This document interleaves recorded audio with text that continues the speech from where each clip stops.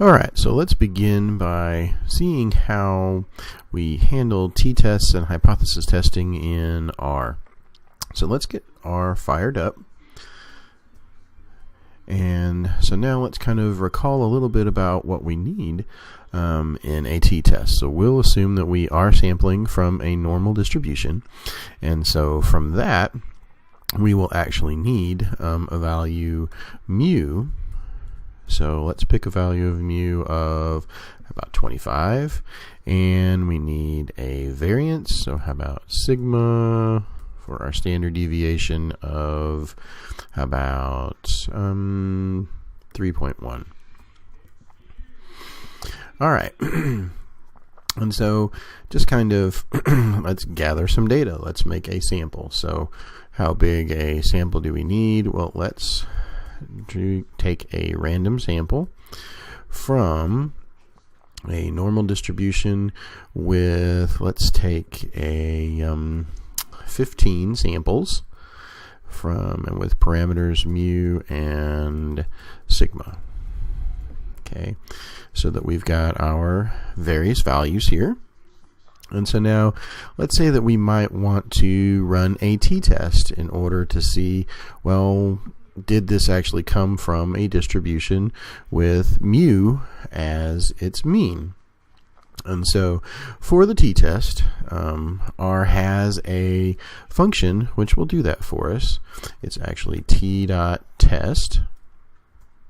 And so kind of looking at what that thing does. So let's kind of look at, it will perform 1 and 2 sample t-tests on vectors of data.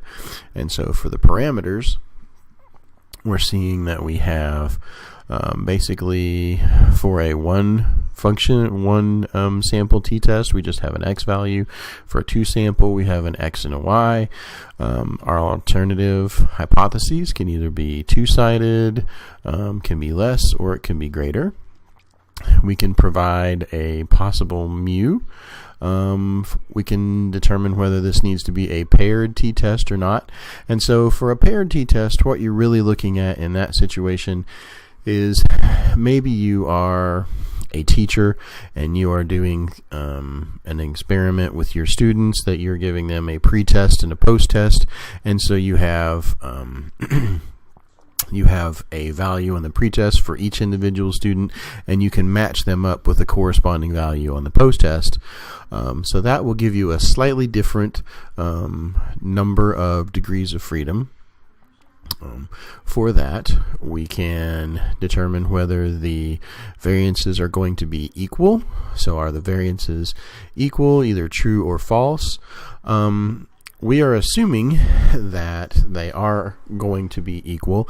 You don't necessarily have to do that, and actually that's a totally new video, and it falls under the realm of the Behrens-Fisher formula, or the Behrens-Fisher problem. Which is a fascinating problem, and it is one of those unsolved problems in statistics. But where the variances are unequal, we're using a slightly different approximation. So for us, our variances will be equal, and we'll explore this problem where the variances are not going to be equal in a later video on the Behrens-Fisher problem. And then finally, kind of the last parameter that we can give it will be the confidence level. So default confidence level is going to be 0.95. And so this kind of gives us a little bit of information on the parameters that are going to be there. And so that's just the help file. And so let's say that we want to run a t-test. So we need a t.test for our data sample x. The alternative hypothesis, so let's say the alternative, we'll say that that's two-sided, so a two-tailed t-test for that value. We need what did we need? A possible value for mu. We'll say that mu was the mu value that we have. So let's say mu is 25. Variances being equal, well, we don't have to worry about that because we're just doing a one sample t-test. Confidence level, that will be, let's make it a 95% confidence level. Let's see, is that all the parameters? Let's see, that may be all the parameters that we need to give it. And so let's see what happens. So we run the one sample t-test. So R tells us that's what we're doing. We've got the data being for the X value. Now the information that you have in here, so it will give you the t value, the number of degrees of freedom. So we had 15 samples, and so it will be distributed with 15 minus 1, so 14 degrees of freedom. We have a p-value, so you can remember the p-value from the previous video, from our part 1 of hypothesis testing. So to review what the p-value was. And so remember that for the p-value, this was really the real significance level that we achieved for this experiment. And so the smaller the p-value, the more likely it was that we were going to reject the null hypothesis. Well, we end up with a fairly big p-value. So the p-value is really the probability that in just an experiment we're going to achieve a value that's more extreme than what we got. And so the probability of getting something more extreme is about 36%. So we're actually fairly likely to get a more extreme value than that. So no, we really can't reject the null hypothesis in this case, which is good because the mean value that we gave it was 25, and that was the true value that we used. And so we know that in this case, yes, we got the right answer, and that we didn't reject the null hypothesis when we were actually having a distribution from the null hypothesis. And so R tells us that we have a 95% confidence interval. So for the confidence interval that we have, it will be a value between 23.97, 27.63, and the mean value that we got for X was 25.80474. So that's kind of the information that we get from our t-test. If we wanted to make this a variable, so if we wanted to save this data, say at my test, then we can see that all of the information that we have is actually contained in that data structure. So everything that we would want, the name of the data, the alternative hypothesis, the method that we used, the null value, the estimate, the p-value, the statistic, and what the parameters were, then all of that is still contained in the myTest variable. So if we needed to access it in a script, that would be there. And so a good question now would be to say, well, let's see what happens if we take a value from a different distribution. Okay, so now let's say that we take a y value. So from a normal distribution, again, let's choose 15 samples, but now let's pick a mean of, originally we used 25. How about we pick a mean of 20 in this case, and we'll still use the same sigma that we had. And so now let's see what happens when we run our t-test with this new random sample. Okay, so let's just go back. T-test, instead of using X, we'll use Y. Two-sided t-test, we're assuming that our null hypothesis mu is 25 with a confidence interval of 95%. Let's see what happens. And wow, okay, we get something radically different in this case. And so our data Y, we have a t-value of negative 4.7859, again, degrees of freedom of 14. But take a look at this p-value. So this p-value, so the probability of getting something more extreme than the value that we had is really, really low. And so again, smaller the p-value, the more likely we are to reject the null hypothesis. So in this case, yeah, pretty much under a significance level of 0.1, 0.5, 0.01, 0.05, we are going to reject the null hypothesis in this case, and sure enough, we get a y value that's totally different than what we would expect. And so in this case, we would embrace the fact that the mean of the sample for which the y values were taken is not going to be 25, or the data supports rejecting that idea. Now let's take a look and see what it looks like when we do a two-sample t-test in R. So again, let's pick a mean. So let's say mu is going to be, let's pick two of them. So mu1, let's say that will be 20. Mu2, about a value of 22. Sigma, let's make that 1.5. And now we need a couple of random samples. So let x be a sample from a normal distribution. Let's pick, how about 10 values from the parameter with mu1 and sigma.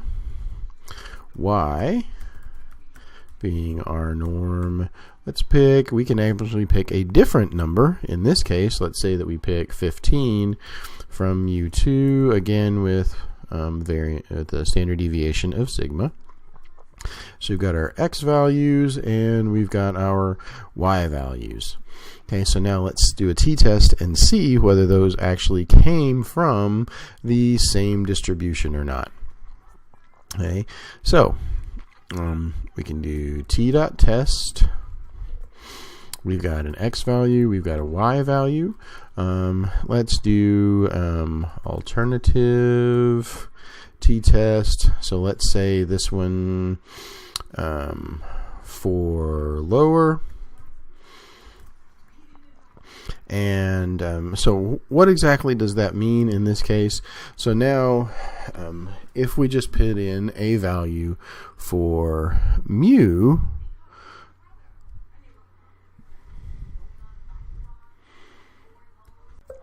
so that will mean that the mean for x is going to be less than the mean for y. Let's see if, so we need equal variance, so variance dot equal is going to be true, so we know that those are going to be true. Confidence,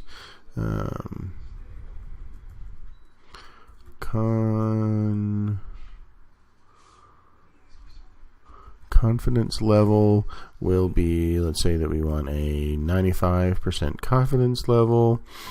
Alright, let's see what happens when we run that test. Whoops, two-sided less. Whoops, sorry. So we wanted the mean for x to be less than the mean for y. And so for this two-sample t-test for x and y, we again see that we get a t-value of negative 2.734. So really, number of degrees of freedom will be n plus m minus 2. So we've got 10 plus 15, which is 25, minus 2. So we've got 23 degrees of freedom. We get a p-value. Now this is really telling us what we're interested in. So we get a p-value of 0.005. And so the probability, again, of getting a more extreme value than the one that we have will actually be 0.5%. And so that would, in most cases, even in the most stringent significance levels, we would reject the null hypothesis in this case that the two values, that the two means are going to be equal, and we will say that, embrace the alternative hypothesis, that yes, the mean for x is actually going to be less than the mean for y, which in this case is a valid thing. So it is a true statement because we had the mu for x being 20, the mu for y being 22. And so we get a mean of the sample for x, mean of the sample for y of 22.003. And so we see in this case that yes, we do get a valid true result. Now, one thing that we can do is if we run the t-test again, let's see what happens if we didn't know that the variances were equal. What happens in this case? Then what R tells us is that rather than having just a 2-sample t-test, that we are actually running a Welch 2-sample t-test. Now, the Welch 2-sample t-test is the one that has a slightly different approximation for the number of degrees of freedom, and so that's really the thing that you're seeing here. Here we've got a number of degrees of freedom being 23. Here we get a number of degrees of freedom being 19.866. So again, this is something that's a result of an approximation. If we don't know that the variances happen to be equal. And so again, I invite you to check out our next video or another video, later video that we will do on the Behrens-Fisher problem, and we'll examine that approximation and what happens a little more closely. But for now, I just wanted you to see what happens if I leave that parameter off. And so another question that might be interesting to ask and see what happens in this case. So yeah, we'll say that the variances are equal, so we'll actually be running a 2-sample t-test. So what if the t-test said that the mean for x was greater than the mean for y? So let's see what happens in that case. And so if we run that,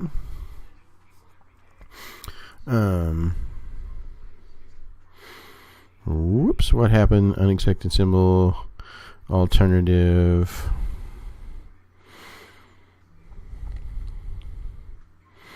Let's see. So I thought that was two-sided less GREAT. Oh, whoops, we forgot a comma. That's what we forgot. And so if we do in this case, so now what happens? In this case, do we see that again, we're running a 2-sample t-test for the data x and y, number of degrees of freedom, 23 again. But now we get a p-value of 0.99, and so really that's telling us that we cannot reject the null hypothesis in favor of the alternative hypothesis that the mean for x is greater than the mean for y. And so so hopefully in kind of playing around with these, you begin to see a little bit about how the information that R will return you when you run the t-test, and so let's do a little bit more experimenting with that and see what we can come up with as far as including type 1 errors and type 2 errors and how we might examine those a little more closely. So now let's examine a script that we wrote to take a look at t-tests and those kinds of things. So let's see. Let's take a look at this script. And so what we're doing here in this script, so we're going to do an upper-tailed t-test. We've picked a variance of 3, so we get a standard deviation, square root of the variance. And now for mu, we're going to pick 2 different values. So we'll have one of them kind of our null hypothesis value, and then another one our second possible mu value. We'll take a significance level of 0.05, and for the rejection region. So we'll have that being defined with this particular function. Now let's take a look at the at our beta value. So the power of our test being 1 minus beta. So if we pick beta to be 0.1, then if we do the Q norm for beta, so remember what's happening in this situation, that we want the complement of our rejection region to be very small, to have a very small probability under the alternative hypothesis. And so for the upper tailed t-test, we're imagining that our null hypothesis is the distribution for the null hypothesis is going to be slightly to the left of our distribution for the alternative hypothesis. And so we are taking the lower probability for our z sub beta. And now from our previous videos, so from our previous video on t-testing, we looked at how we should go about choosing the sample size for our variables. And so for an upper test, then we had the sigma squared times, so the variance, times z sub b minus z sub a, so z sub beta minus z sub 1 minus alpha. That squared over the differences in the means that we are trying to detect. So in this case, mu sub 1 and mu sub 2, so 15 and 10. And so what this command does is to tell us what should our sample size be if we want to be able to detect that particular difference. And so that will give us a suggestion on what we should choose, and then down here we are able to actually pick either fewer variables than that or or more variables than that. So a larger sample size or a smaller sample size. Now what we want to do is to keep track of how many times we're right and wrong. And so how many times that our t-test is actually correct, how many times we commit type 1 error, and how many times that we commit type 2 error.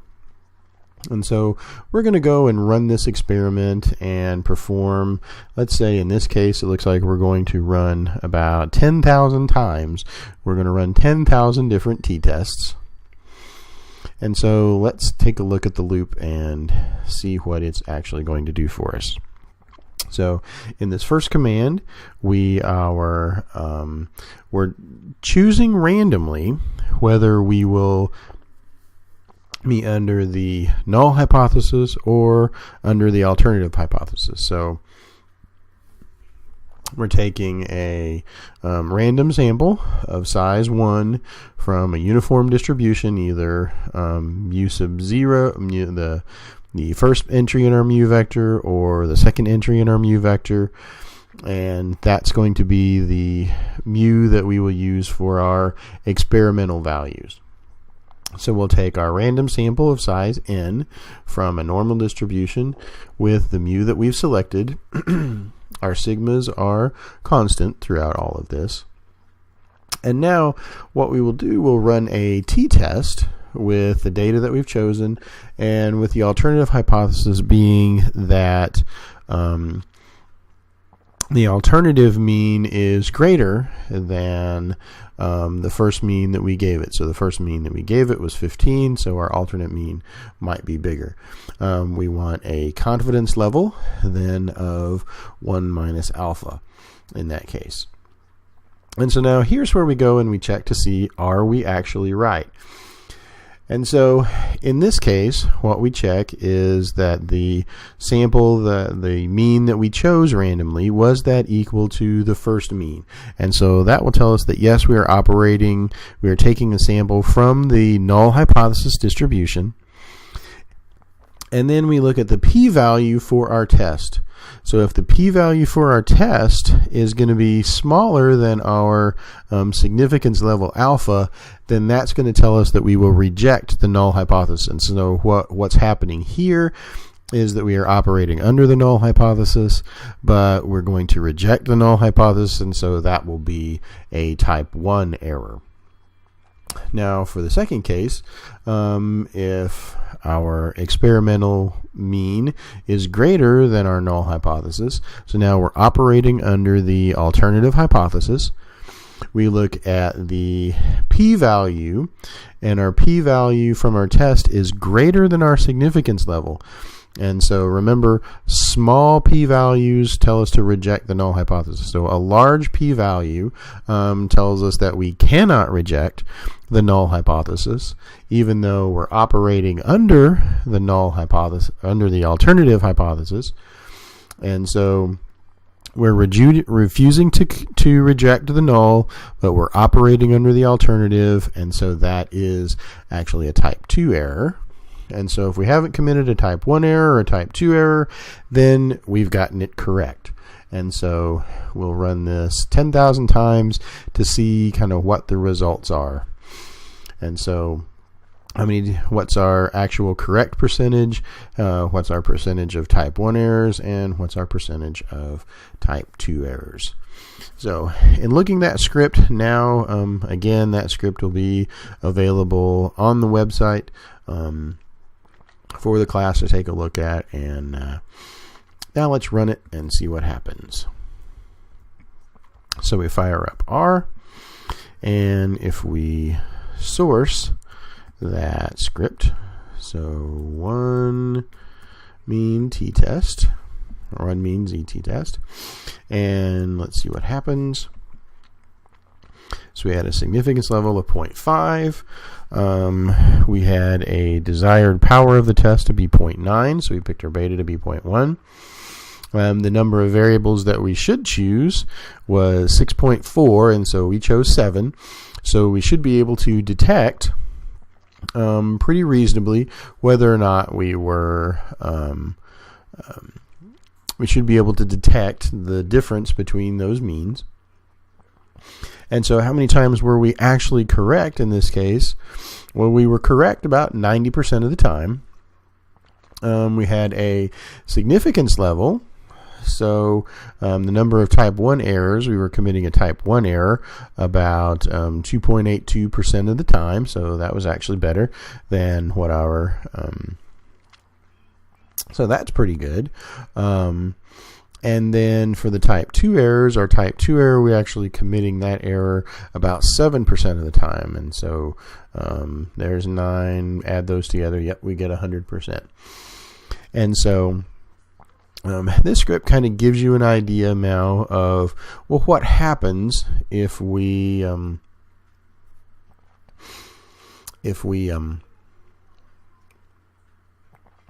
kind of run the t-tests over and over and over, and if we do this sample testing, what happens to our actual type 1 errors and what happens to our actual type 2 errors in those cases. And so what we can do also with this script,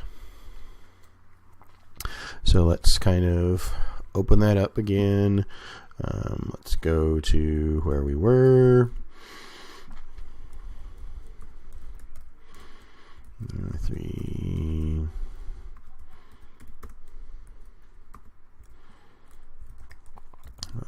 So 1 mean t-test, and so if we go back in to this experiment and let's choose a smaller number of variables. So we know that we were supposed to choose at least 6 variables, so let's see if we change that to only 4 variables. So now we're having a sample size of size 4. So now let's see what happens to our measurements in that case. So let's run our script again. So same significance level, same power, but now we're using significantly fewer variables. And what happens to the actual number of times that we're correct? Because we're not using enough variable, our powers for the test really goes down. We can see that the number of times that we're actually correct is only about 75%. Our number of type 2 errors soars in that case because we're not using enough variables.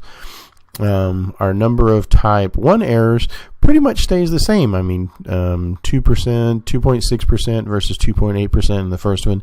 So our type 1 errors remain pretty much the same, but our type 2 errors skyrocket because we haven't used enough variables.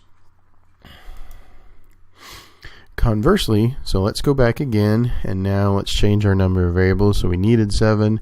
What if we change it to 10 in that case? So if we change it to 10, and now run the experiment one more time, we can see that. Now our number of type 2 errors, or a percentage of type 2 error, actually goes down again significantly when we use more data than what would absolutely be necessary. And so now we have a percentage of type 2 error of only about 2%, about 2% for type 1 errors, and we're correct about 95% of the time. And so this will, hopefully this will let you kind of take a look and see what happens as we run these scripts repeatedly. And so I invite you to take that script. You can tear it apart, look at it, kind of hack it some, and play with it on your own, and maybe develop more of a feel for what the hypothesis testing is actually doing. Now, this is just one aspect. So doing t-tests, we're really testing for means. Something that we really haven't talked about very much up to this point has been, well, what about the looking at the variance? What about hypothesis testing for that? And for that, we need another sampling distribution, and that will be the F distribution. So stay tuned for an upcoming video to talk about the F distribution, and then other sampling, other hypothesis testing for testing variances, and also this video has been mainly concerned with t-test, but we also have something similar with that if we have multiple. So here a 2-sample t-test. What if we have more than 2 samples? What if we have 3, 4, or 5? Now it gets a little more dicey, and we have to turn to something slightly different, and that is called an analysis of variance, so an ANOVA. Again, that'll be coming up in a later video, so stay tuned for that. Hope this has been helpful to you. Be sure to like the video, and I will see you guys all next time.